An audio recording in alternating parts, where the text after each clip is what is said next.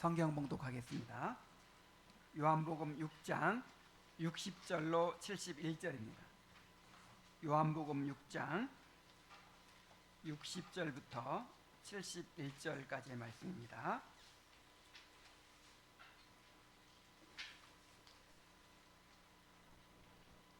제자 중 여럿이 듣고 말하되 이 말씀은 어렵도다. 누가 들을 수 있느냐 한데, 예수께서 스스로 제자들의 이 말씀에 대하여 수군거리는 줄 아시고 이르시되 이 말이 너희에게 걸림이 되느냐? 그러면 너희는 인자가 이전에 있었던 곳으로 올라가는 것을 본다면 어떻게 하겠느냐? 살리는 것은 영이니 육은 무익하니라. 내가 너희에게 이른 말은 영이요 생명이라.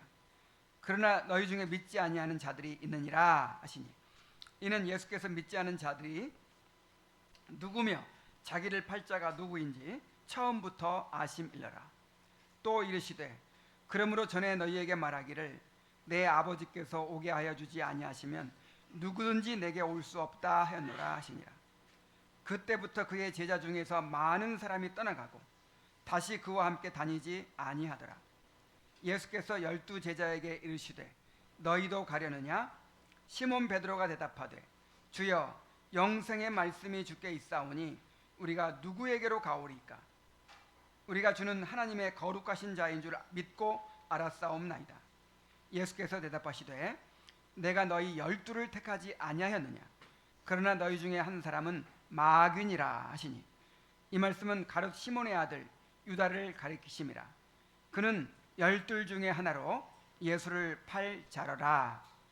아멘.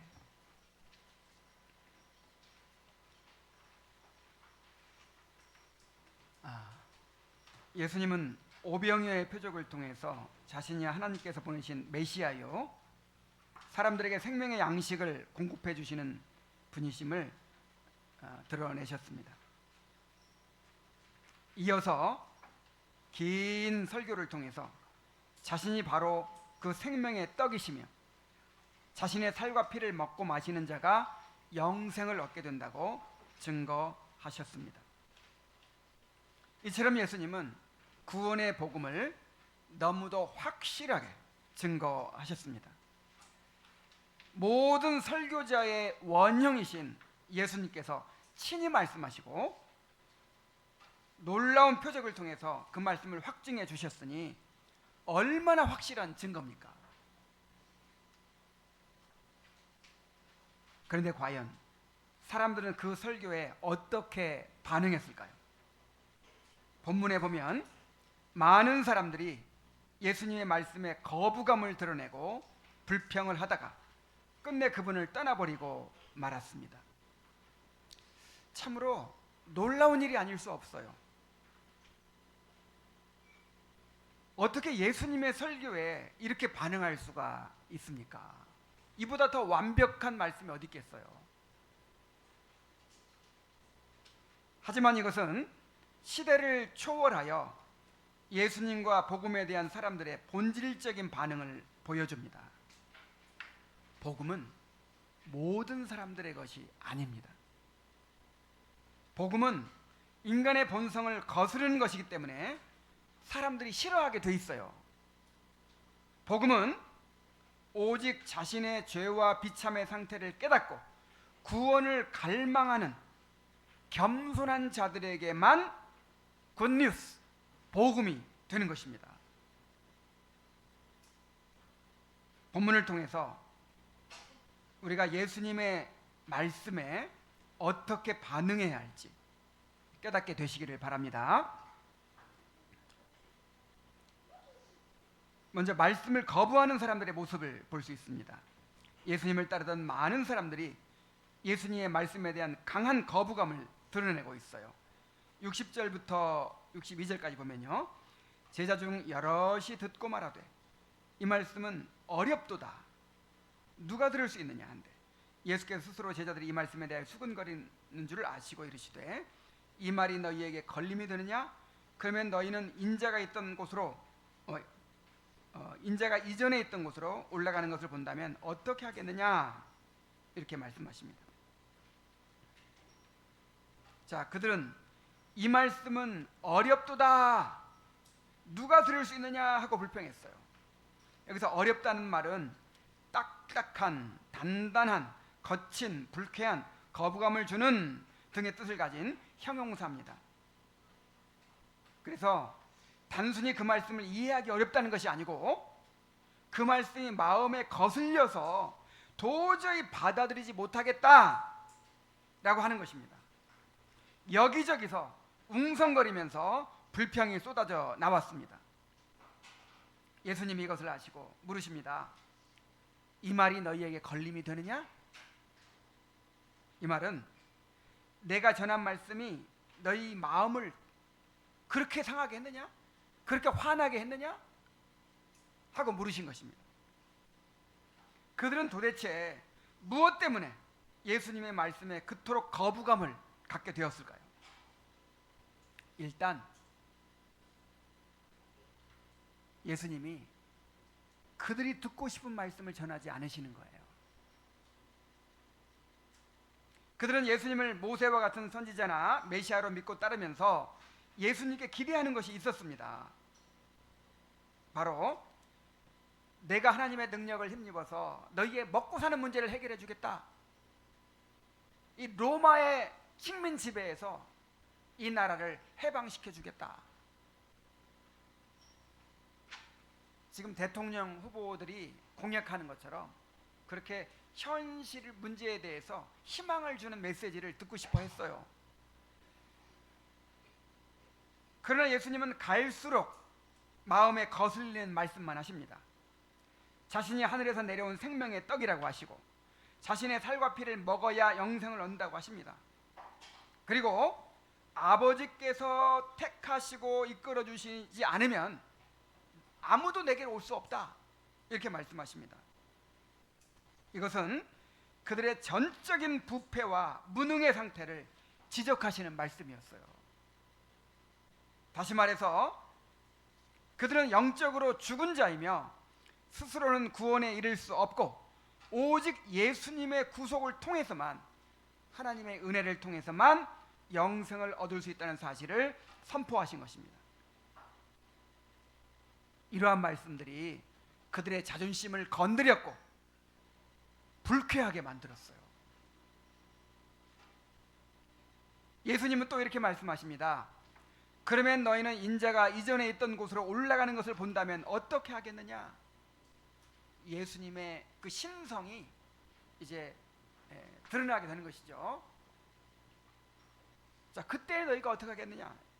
자, 이 말씀은 그들이 예수님의 말씀을 받아들이지 못하는 이유가 예수님의 신적 권위를 인정하고 싶지 않은 마음 때문이기도 함을 보여줍니다.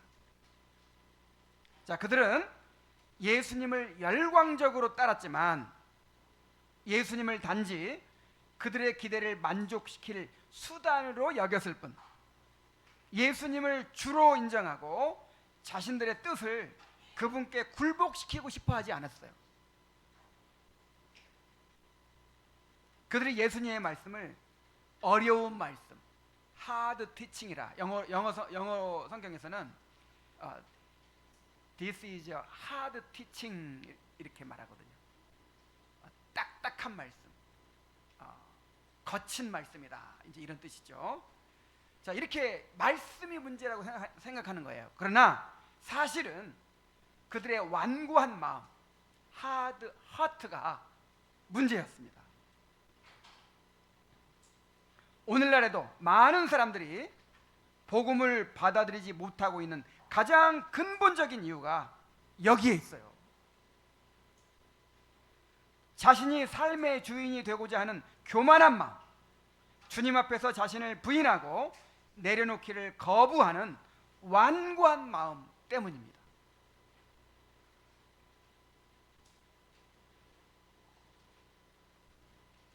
저는 우리 교회 성도들만큼 말씀을 사모하고 은혜를 잘 받는 성도들이 없다고 생각합니다. 그러나 우리 교회에도 말씀에 불평을 하면서 떠난 사람들이 많이 있었어요. 그 가운데는 이 개혁주의적 설교와 교리를 어려워하는 사람들이 있었습니다. 그런 사람들이 많았죠. 이 교회 가면 이 사람을 이렇게 세워주는 말씀을 전하죠. 격려하고 위로하고, 당신은 사랑받기 위해 태어난 사람입니다. 뭐 이런 식의, 뭔가 교회 가면 좀 위로받고 격려받고 내가 괜찮은 사람이라는 느낌을 갖고 싶어서 교회를 가는 것이거든요. 근데 죄를 책망하고 자기를 부인하라고 하고 하나님께 굴복하라고 하고 이런 하나님 주권 사상의 메시지는요, 이 거부감이 들어요. 자, 그런가 하면 또 어떤 사람들은 야, 설교가 너무 수준이 낮다, 너무 쉬워서 내 수준이 안 맞다, 그래가지고 또 떠난 사람도 있어요. 설교에서 행위를 너무 많이 강조한다, 이렇게 불평하는 사람도 있었고, 반대로 왜 삶을 더 깊이 터치해 주지 않느냐, 이렇게 불평하는 사람도 있었어요. 설교가 자신이 원하는 스타일이 아니라서 은혜를 받을 수 없다, 이렇게 또 불평하는 사람도 있었어요. 물론 목사가 부족하기 때문에 설교가 부족할 수밖에 없고 또 마음에 들지 않을 수 있습니다. 그리고 예배 때마다 은혜를 받지 못할 수도 있어요.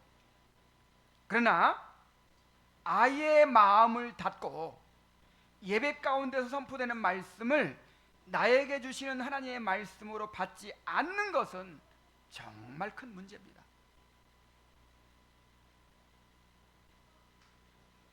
그래도 괜찮아요. 그래도 나오기만 하면 언젠가는 하나님께서 시켜주시는 또 기회가 있겠죠. 더 큰 문제는, 자, 이것을 자신의 문제로 여기지 않고 말씀의 문제로 여기는 거예요. 내가 지금 교만해서 완악해서 내가 자기를 내려놓지를 못해서 이 말씀을 내가 받지 못한다, 이렇게 생각하지 않고 이 말씀에 문제가 있고 설교자에게 문제가 있어서 내가 은혜를 받지 못한다, 이렇게 생각하는 거예요. 그래서 불평하고 비판하고 자기 마음에 드는 설교자를 찾아서 교회를 마음대로 옮겨 다니기까지 하는 것은 주님의 권위와 질서를 무시하는 정말 무서운 교만이에요. 바울은 이를 타락한 말세의 현상으로 제시합니다.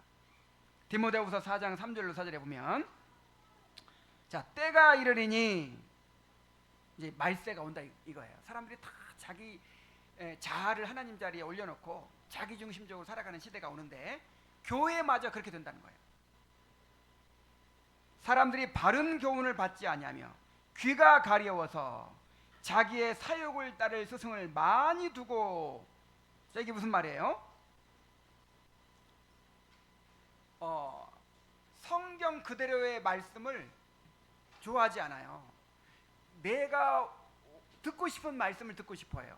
이 귀가 가렵다는 말은 내 귀를 만족시켜줄, 나를 만족시켜줄 그런 이제 말씀을 찾는다는 것이죠. 그래가지고 스승을 많이 둔다고 해요. 스승을 많이 두는 게 뭐예요? 그렇게 쇼핑을 하는 거죠. 돌아다니는 거죠. 또 그 귀를 진리에서 돌이켜 허탄한 이야기로 돌아서리라 그랬어요. 이런 사람들이 결국에는 이단에 빠지거나 인본주의에 빠지는 것이죠. 그러나 예수님은 그들이 듣고 싶어하는 말씀이 아니라 주님이 전하시는 말씀을 통해서만 생명을 얻을 수 있다고 말씀하십니다. 63절에 살리는 것은 영이니 육은 무익하니라. 내가 너희에게 이른 말은 영이요 생명이라. 살리는 것이 뭐예요? 영이에요. 영. 육은 무익하다는 거예요. 자, 영은 좀 난해 구절에 속한데 그냥 간단히 말하면, 간단히 쉽게 생각하면 영은 영에 속한 것을 말하고 육은 반대로 육신에 속한 것, 이 땅에 속한 것을 가리킵니다. 뭐 선이냐 악이냐 이 문제가 아니고 영은 영적인 것, 육은 육신에 속한 것, 이 땅에 속한 것을 말하는 거예요. 자, 예수님께서는 계속 뭐에 대해서 말씀하십니까? 영에 대해서 말씀하시죠. 영혼의 문제를 말씀하시죠. 영생을 얻어야 된다고 말씀하시죠. 근데 유대인들은 뭘 생각하고 있어요? 육을 생각하고 있는 거예요. 이 먹고 사는 문제를 해결받아야 되는데, 이 나라가 빨리 독립해야 되는데, 우리나라가 부강한 나라가 돼가지고 세계의 모든 민족 가운데 우뚝 서야 되는데, 자, 물론 가난을 면하고 잘 살게 되는 것도 중요하고 나라의 독립이 이루어지는 것도 중요합니다. 자, 그런 것들도 하나님의 축복이에요. 그러나 그런 것들이 영원한 생명을 얻게 하지는 못합니다. 이 땅에서 원하는 것들이 다 이루어지고 그것을 풍성히 누리게 된다 하더라도 그것들은 어차피 썩을 양식이에요. 영생하도록 있는 양식이 아닙니다. 뭐 좀 더 잘 살고 못 사는 거, 뭐 더 건강하고 덜 건강한 거, 더 오래 살고 뭐 짧게 사는 거, 더 높아지고 더 낮아지는 거, 이런 것들이 영원히 갑니까? 잠시 있다가 사라져버릴 것들이잖아요. 썩을 양식이잖아요. 그래서 오히려 그런 것들이 우상이 되어서 영생에 대하여 관심을 갖지 못하게 될 수도 있어요. 그래서 하나님께서는 그런 것들을 우리를 위해서 제한하기도 하십니다. 그러므로 육신의 문제에만 매달릴 것이 아니라 먼저 영혼의 문제에 관심을 기울여야 한다라고 말씀하시는 거예요. 자, 그렇다면 사람이 어떻게 영원한 생명을 얻을 수 있습니까? 내가 너희에게 이른 말은 영이요 생명이라고 말씀하십니다. 예수님의 말씀이 우리에게 생명이 된다는 것입니다. 예수님은 지금 생명을 주시려고 말씀하셨다는 거예요. 예수님은 지금도 그 말씀을 자신이 세우신 설교자를 통해서 선포하고 계십니다. 이 말씀의 선포를 통해서 자신의 생명을 우리에게 전달하고 계십니다. 우리는 그 말씀을 통해서 생명을 얻게 되고 그 생명이 자라게 됩니다. 이것이 예수님이 정하신 은혜의 수단이에요. 이외에 다른 방법은 없습니다. 그러므로 우리가 말씀을 잘 듣는 사람이 되어야 합니다. 내가 듣고 싶은 말씀을 들으려고 해서는 안 됩니다. 에스겔 선지자가 지적한 것처럼 말씀을 음악 감상하듯이 자기 만족을 위하여 들으려고 해서는 안 된다는 거예요. 주님 앞에 나를 내려놓고 주님이 나에게 주시는 말씀을 들어야 합니다.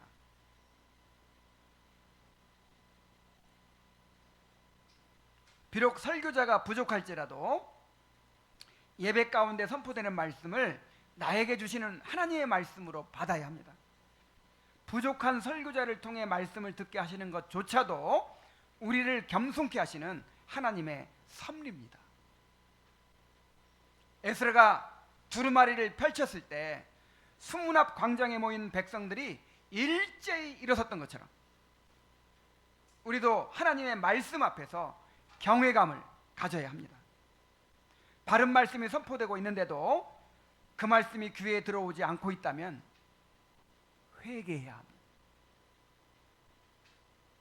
영적으로 배부른 상태에 있고 지극히 교만한 상태에 있는 것입니다. 완고한 상태에 있는 것입니다. 하나님은 너희 묵은 땅을 갈고 가시덤불 밭에 파종하지 말라고 하셨어요. 밭에 씨앗을 뿌릴 때 먼저 하는 일이 무엇입니까? 밭을 가는 것이죠. 밭을. 이 밭은 우리의 마음을 가리켜요.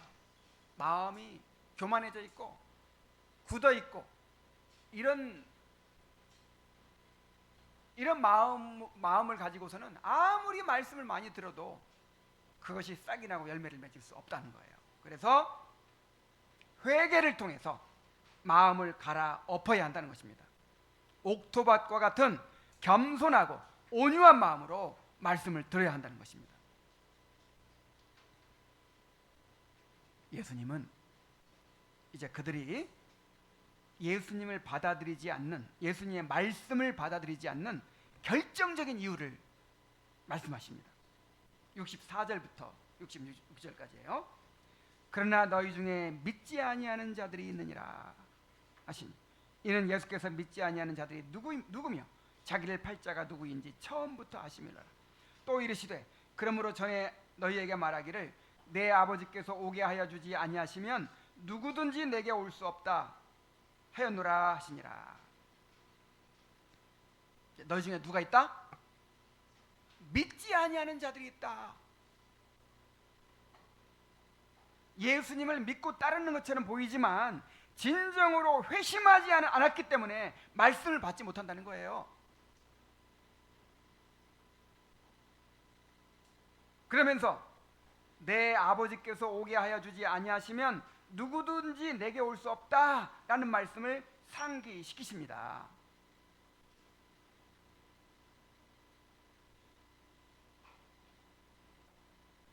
자, 이 말씀을 우리가 들을 때, 자, 예수님 믿는 것도 누가 은혜 주셔야 돼요? 하나님 은혜 주셔야 돼요. 하나님께서 깨닫게 해주시고 이끌어 주셔야 돼요. 자, 이 말씀을 들을 때 그러니까 내 책임이 아니야, 하나님이 그렇게 만들어 주셔야지, 자, 이런 식으로 생각해서는 안 돼요. 자, 이 말씀은요, 회개를 촉구하시는 말씀이에요. 회개를. 그만큼 너희가 교만하다, 그만큼 너희가 완악하다, 하나님이 성령을 통해서 강권적으로 낮추고 깨뜨리고 그렇게 하지 않으면 안 될 정도로 그렇게 완악하다,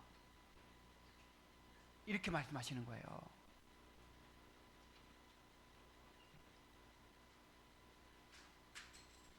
계속해서 말씀에 대한 갈망이 없고 말씀을 들어도 은혜를 받지 못하고 있다면 자신이 진정으로 거듭났는지 점검해 보아야 합니다. 이 사람은 본성적으로 부패하고 교만하고 완고해서 이 자연 상태로는 하나님의 말씀을 갈망하지 않아요. 하나님께 성령으로 우리를 거듭나게 해주셔야만 합니다. 우리 마음을 낮추시고 깨뜨리셔서 마음이 가난해지게 해주셔야만 합니다. 그래야만 갓난아이처럼 신령한 젖을 사모하게 됩니다. 우리가 느헤미야서 보면서 이야, 정말 이 사람들 정말 그 마음이 옥토와 같잖아요. 그렇게 가난해져 있고 낮아져 있고 그렇게 은혜를 사모하고. 근데 이게 어떻게 이렇게 됐습니까? 70년 동안 바벨론에서 포로 생활하면서 낮아진 거예요.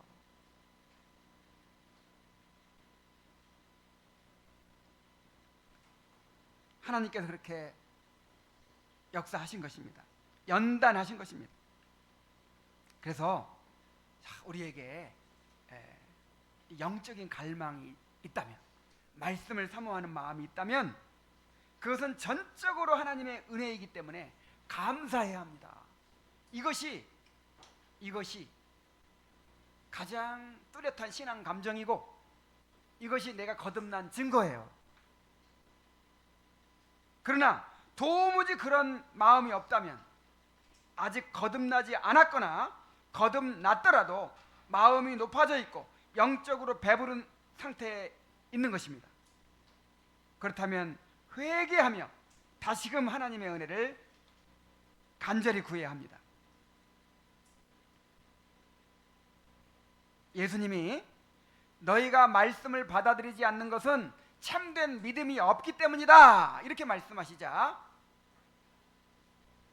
사람들이 이제 도저히 참을 수가 없어요. 이렇게 불평을 하면 아이고 너희들 마음에 안 들어? 그럼 마음에 드는 말을 해줄게. 이런 식으로 나와야 되는데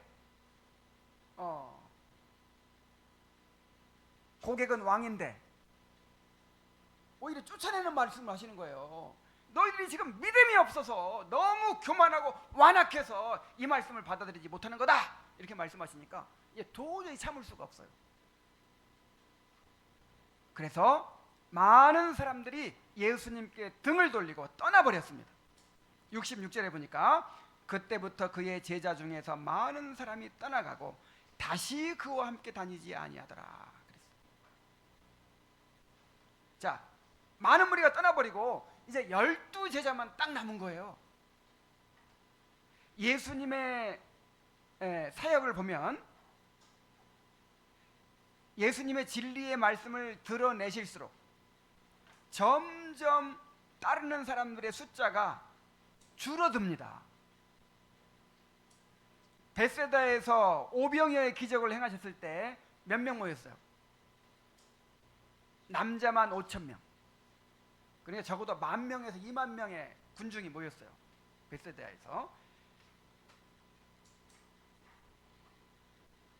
그러나 예수님이 이제 그 오병의 기적이 있던 날 어떤 일이 있었죠? 예수님을 억지로 왕 삼으려고 했죠. 근데 예수님이 거절하셨잖아요. 거기서 크게 실망했을 거예요. 그리고 예수님은 그냥 떠나버리셨어요. 밤에 제자들을 먼저 보내시고 밤에 그들을 떠나버리셨어요. 그래서 이제 그 이튿날 사람들이 예수님 없으니까 예수님 찾다가 배들을 타고 또 가버나움으로 건너갔다 그랬는데 그때 숫자가 팍 줄은 거예요.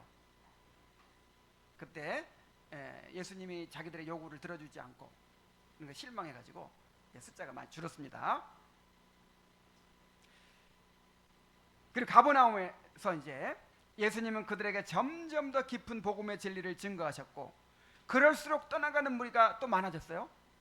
그래서 59절에 보니까 이 말씀은 예수께서 가버나움 회당에서 가르치실 때에 하셨느니라 그랬어요. 회당에 몇 명 정도 들어갈까요? 한 200명에서 400명 정도 들어간다고 해요. 그러니까 지금 숫자가 몇 명으로 줄은 거예요? 수백 명으로 줄은 거예요. 수백 명. 자, 수백 명으로 줄었는데 거기서 또 몇 명만 남았어요? 다 떠나버리고 12명만 딱 남은 거예요. 세상적인 기준으로 보면 예수님의 사역은 완전히 실패한 사역입니다. 그러나 이것은 예수님이 의도하신 일이기도 했어요. 주님은 때때로 교회의 거룩성을 보존하시기 위해서 참된 신자와 거짓된 신자를 구별해 내십니다. 마태복음 3장 12절에 보면 손에 키를 들고 자기의 타작마당을 정하게 하사 알곡은 모아 곡간에 들이고 쭉정이는 꺼지지 않는 불에 태우시리라. 이거 우리 아이들 이 말 들어도 잘 모를 거예요. 농사 짓는 걸 봐야 알죠. 예를 들어서 뭐 콩이든 파치든 벼든 곡식을 이제 추수할 때 어떻게 합니까? 그거를 바싹 말려가지고 털죠. 이렇게 탈곡을 하죠. 막 털면 그 쭉정이랑 알곡이 막 섞여 있죠. 그걸 어떻게 해요? 키질을 해. 키질 이렇게 이제 바람에 날아가도록 가벼운 쭉정이가 날아가고 알곡만 나도록 키질을 하죠. 자, 이렇게 키질하는 그런 역사가 있다는 거예요. 교회에. 또 요한복음 15장 2절에 보면 무릇 내게 붙어있어 열매를 맺지 아니하는 가지는 아버지께서 그것을 제거해 버리시고 무릇 열매를 맺는 가지는 더 열매를 맺게 하려 하여 그것을 깨끗하게 하시느니라 그랬어요. 자, 포도나무뿐만 아니라 모든 과일나무에 키울 때 가지들이 막 엄청나게 올라오거든요. 근데 그래서 그걸 내버려 두면 열매가 상품성 있는 열매를 맺지를 못해요. 그래서 어떻게 합니까? 가지를 제거해 주죠. 뭐 병들었다든지 아니면 열매를 맺지 못하는 가지를 중심으로 해서 가지를 제거하죠. 좋은 가지만 남기죠.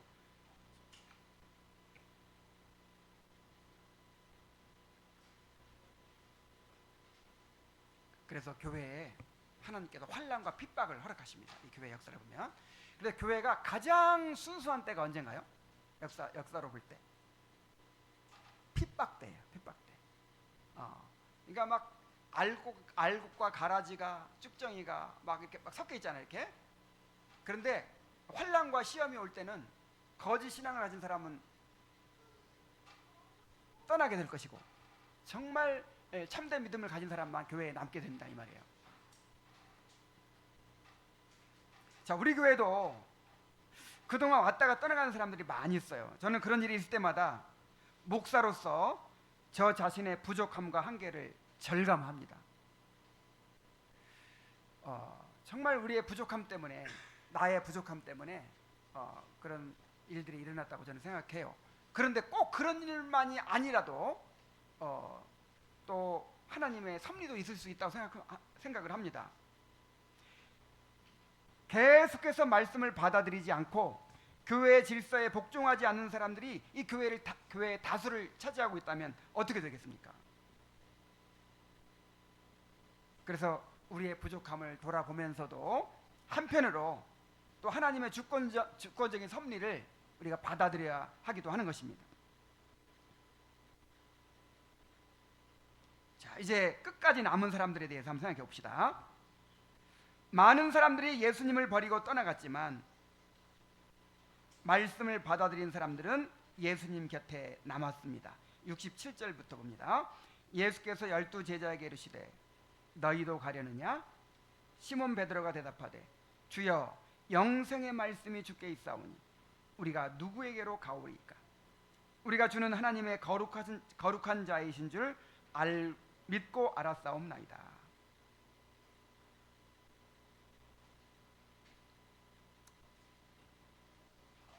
자, 상상의 나래를 펴고 이 상황을 한번 이렇게 생각하고 감정이입을 한번 해보십시오. 남자만 5,000명이나 되는 많은 무리가 예수님의 전하시는 말씀을 들었어요.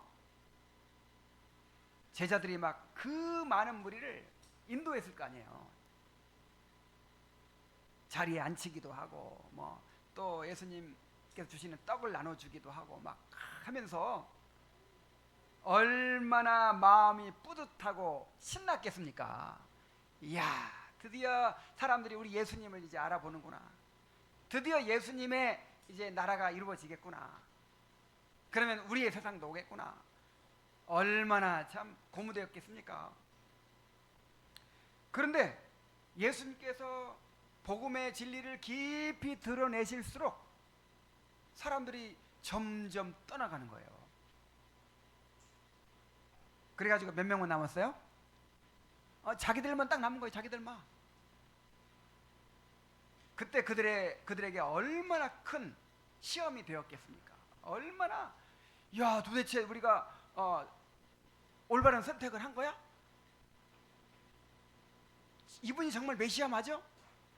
얼마나 큰 시험이 되었겠어요. 그리고 자기들이 그동안 들었던 말씀을 다시 한번 이렇게 검토해 보기도 하고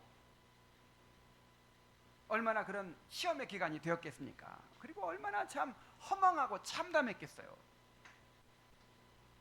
자, 그런데 그 중에서 가장 마음이 어려웠던 분은 누구였을까요? 예수님이시죠. 자, 예수님의 제자들을 바라보시면서 이렇게 물으십니다. 너희도 가려느냐? 자, 원문대로 직역하면 너희도 역시 떠나고 싶어 하는 것은 아니지? 그렇지? 이렇게 NIV 성경은 번역했어요. 이게 원문의 뜻을 잘 반영한 거예요. 이 말씀에 떠나가는 무리들을 바라보시면서 느끼셨을 실망과 외로움, 그리고 제자들마저 떠나지 않기를 바라시는 간절한 마음이 배어 있습니다. 자, 우리가 이제 예수님이 하나님이시라고 생각해가지고 예수님은 피도 눈물도 없고 뭐 상처도 안 받으시고 또 그렇게 생각해서는 안 돼요. 예수님은 하나님이시면서 우리와 똑같은 성정을 가지신 사람이십니다.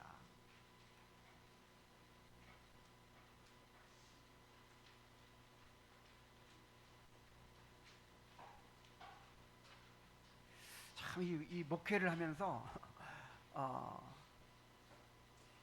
이 목회를 하면서 이 성도가 떠나는 것만큼 큰 고통이 없는 것 같아요, 목사에게. 이게 한 몇 달 지난다고 그냥 잊어지는 것이 아니고 10년이 지나도요. 10년 지나도 그렇게 순간순간 괴로울 수가 없고 슬플 수가 없어요.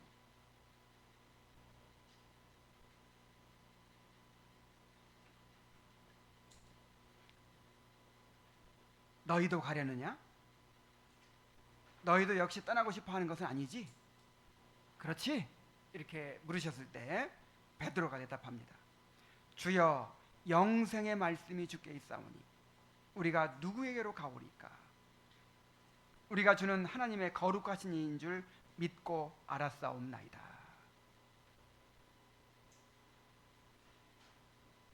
베드로의 신앙 고백 속에 예수님을 위로하고 격려하고자 하는 마음이 배어 있어요. 주님, 영생의 말씀이 주님께 있는데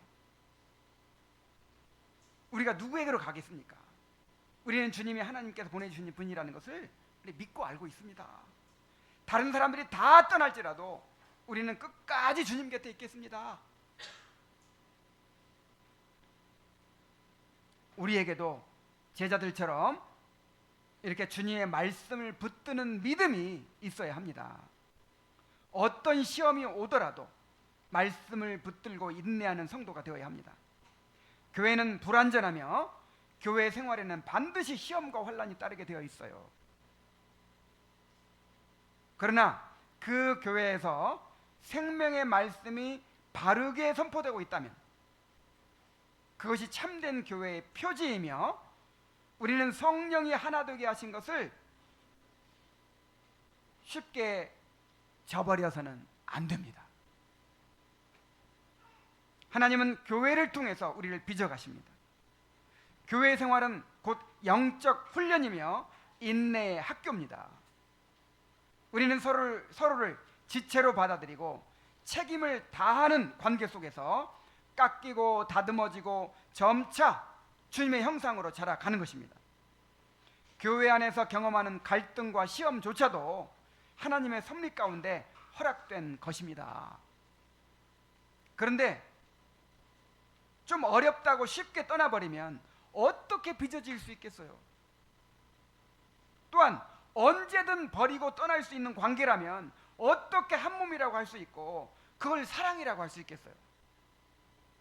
한번 생각해 보세요. 이 부부가 아무리 싸워도 결코 끊어놓을 수 없는 관계라고 믿기 때문에 거기서 결국 사랑의 관계를 이루어가는 거잖아요. 거기서 빚어지는 거잖아요. 교회도 똑같은 거예요.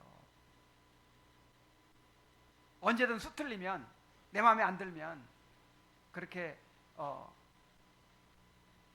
학원 다니다가 그냥 끊듯이 그렇게 할 수 있는 것이라면 그게 무슨 사랑이고 그게 무슨 형제입니까?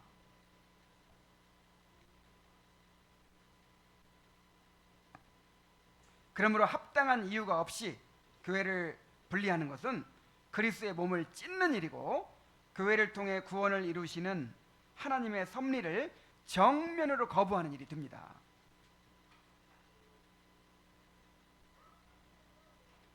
그러므로 하나님의 분명한 뜻이 아니라면 어떤 일이 있어도 말씀을 붙들고 인내해야 합니다.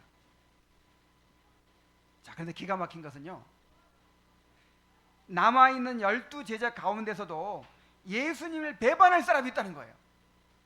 70절로 71절에 예수께서 대답하시되 내가 너희 12를 택하지 아니하였느냐? 그러나 너희 중에 한 사람은 마귀니라 하시니 이 말씀은 가룟 시몬의 아들 유다를 가리키심이라. 그는 12 중에 하나로 예수를 팔 자로라 그랬어요. 자, 몇 명 남았는데 12명 남았는데 또 그 중에서 하나는 마귀래요. 마귀. 왜 이게 마귀라고까지 했을까요? 주님께서 주신 거룩한 직분을 그렇게 감당하지 못하고 오히려 마귀의 도구가 되어버렸잖아요. 그래서 이제 칼빈은 말하기를 아주 그냥 최악의 그런 저주를 하신 거다, 이렇게 이제 표현했어요. 이 가룟유다 자체가 마귀가라는 뜻이 아니라 그야말로 그만큼 큰 죄를 범한 거라는 뜻이죠. 그런데 예수님은 처음부터 아셨을까요, 모르셨을까요? 처음부터 아심이라 그랬잖아요. 처음부터 아시면서도 이 가룟 유다를 12제자에 포함시키셨거든요. 그 이유는 예수님이 배반당하시는 것조차도 구속을 이루시는 수단이 되었기 때문입니다. 자, 이것은 앞으로 이루어질 교회의 모습을 보여주는 거예요. 이 땅에서는 100% 거듭난 사람들로만 이루어진 순수한 교회가 있을 수가 없어요. 교회에는 항상 위선자들, 여기서 말하는 위선자들은 거듭나지 않은 사람 말하는 거예요. 위선자들이 섞여 있을 수밖에 없어요. 마치 곡식을 심은 밭에 가라지가 함께 자라는 것과 같습니다. 주님은 가라지를 뽑지 말고 둘 다 추수 때까지 자라게 두라고 하셨어요. 우리는 신앙 고백을 확인하고 회원으로 받아들일 뿐 누가 진정으로 거듭난 사람인지를 확실히 알 수가 없어요. 자, 왜 주님은 교회 안에 알곡과 가라지를 함께 자라도록 두셨을까요? 첫째로 우리를 겸손케 하시기 위해서입니다. 자, 우리가 누가 알곡이고 누가 가라지인지 확실히 알 수 있어요, 없어요? 확실히 알 수 없어요. 뭐 어느 때는 이제 우리 물론 이제 구원의 확신을 누릴 수 있죠. 야, 나는 진짜 알곡이야. 나는 정말 거듭난 것이 분명해.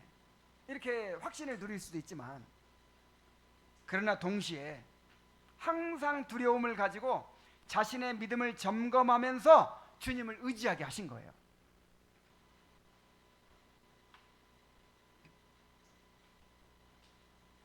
또한 이것은 우리의 믿음을 연단하기 위함이기도 합니다.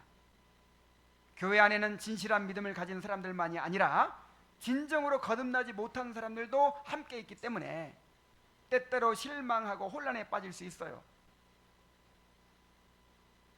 그러나 바로 그러한 시험 가운데서 진리를 붙들고 인내하면서 믿음이 더욱 연단되고 성숙해지게 하신 것입니다. 그래서 교회 안에 천사들 같은 사람만 있으면 얼마나 좋겠어요. 교회 안에서 육신적인 일들 많이 있어요. 자, 그런 것들 속에서 늘 시험이 되는 거예요. 그러면서 내가 들었던 말씀들을 다시 한번 또 붙잡게 되고 내 믿음을 점검하게 되고, 정말 어떤 것이 바른 신앙인지를 계속해서 우리가 분별해가는 그런 연단이 이루어지는 것이죠. 그러므로 교회가 완전하기를 기대하지 말아야 합니다. 교회에는 항상 문제가 있고 시험이 있다는 것을 받아들여야 합니다. 칼빈은 예수님께서 이 말씀을 하신 것은 앞으로도 믿었던 사람이 떨어져 나가게 될 것에 대하여 제자들의 마음을 준비시킨 것이라고 말씀하고 있어요. 자, 칼빈의 설명을 한번 들어봅시다. 이제 그리스도께서는 새로운 거침돌에 대하여 11제자를 준비하고 무장시키고 있다. 자, 새로운 거침돌. 거침돌이라는 것은 걸려 넘어지는 돌. 그러니까 제자들의 믿음이 그냥 믿음을 잃어버릴 정도의 큰 시험이 지금 다가오고 있다는 거예요. 그게 무엇입니까? 자, 제자의 숫자가 소수로 줄어들었다는 것은 이미 그들의 믿음을 흔들어 놓을 만한 사탄의 강력한 도구였다. 그렇죠? 남자만 5,000명이 넘는 사람들이 막 예수님을 막 믿습니다 하고 따랐는데 갑자기 다 그냥 떠나버렸어. 이거 제자들에게 엄청난 시험이었다는 거죠. 제자들의 믿음을 흔들어 놓을 만큼. 근데 이제 겨우 예수님 말씀을 기억하고 또 그 연단을 이겨내고 신앙을 고백했잖아요. 영생의 말씀이 계시오매 우리가 뉘게로 가오리라. 근데 이걸로 끝나지 않는다는 거예요. 그러나 유다의 타락은 그들을 온통 실망시킬 수도 있었다. 그리스도께서 그 12이라는 숫자를 택하셨는데 그 12의 완전성이 파괴되리라고 누가 생각했겠는가? 그렇지 않습니까? 야, 다 떠나고 진짜 예수님이 택하신 12만 딱 남았어. 12 이스라엘 12지파 12는 완전수예요. 야, 이제는 정말 뭐 이 사람들만큼은 우리가 믿을 수 있겠지. 그리고 실제로 12제자가 다 파송을 받아가지고 복음을 전하고 귀신 쫓아내고 병 고치고 다 했잖아요. 근데 그 중에 한 사람이 예수님을 팔아넘긴 마귀가 될 줄 누가 알았겠어요? 자, 이런 일이 있었을 때 이 11제자가 얼마나 큰 충격을 받겠냐 이 말이죠. 회의에 빠지고, 이야 정말 이게 믿음이라는 게 도대체 뭐야? 진리라는 게 도대체 뭐야? 내가 지금 올바른 길을 가고 있는 거야? 막 온통 다 뒤흔들려 버릴 거 아니에요. 그러므로 그리스도의 권면은 다음과 같이 풀이될 수 있을 것이다. 자, 큰 무리 중에서 오직 너희 12만 남았다. 많은 사람의 불신에 의해서 너희 믿음이 흔들리지 않았다면, 이제 그 시험을 이겨냈다면 이제 새로운 시련을 위해 준비하라. 12는 적은 수이지만 아직도 한 사람이 더 줄어야 하리라.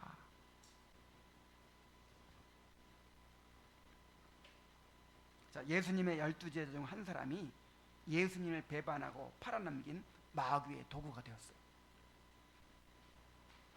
예루살렘 교회의 7집사 중 한 사람이 이단의 괴수가 됐어요. 우리도 정말 믿었던 사람들이 진리를 배반하고 교회를 떠나는 것을 앞으로도 보게 될 것입니다. 참 기가 막혀요. 그 7집사는 성령이 충만해가지고 지혜가 충만해가지고 사람들이 칭찬 듣는 사람, 너희들이 택해라 해가지고 뽑힌 사람들이죠. 그 중에 한 사람이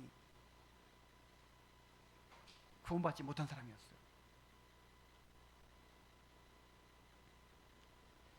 그러므로 항상 우리의 믿음을 점검하면서 제자들처럼 영생의 말씀을 붙드는 사람들이 되어야 합니다.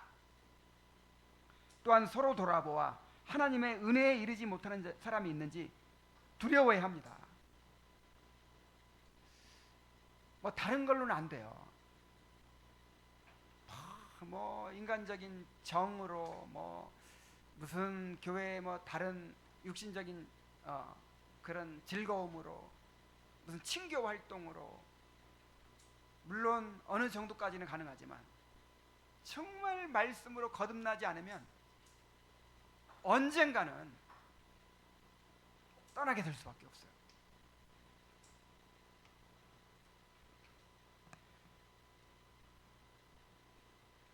하나님께서 우리와 우리 자녀들에게 갓난아이처럼 신령하고 순전한 젖을 사모하는 마음을 갖게 해주시기를 바랍니다. 회개하면서 은혜를 구하게 되기를 바랍니다. 기도하겠습니다. 하나님 아버지, 오병이어의 표적을 행하시고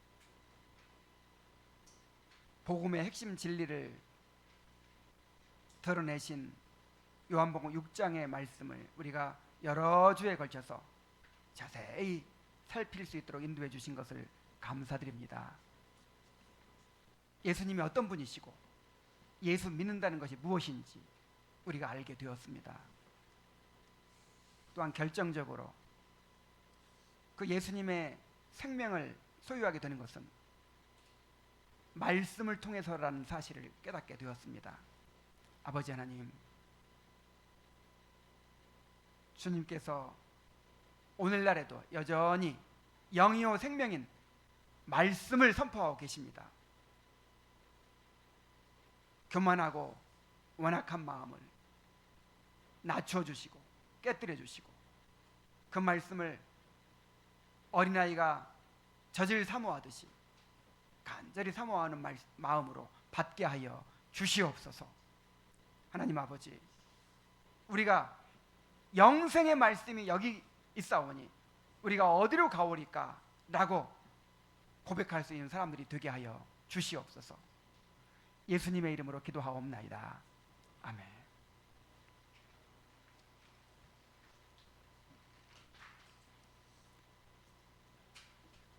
335장 찬송.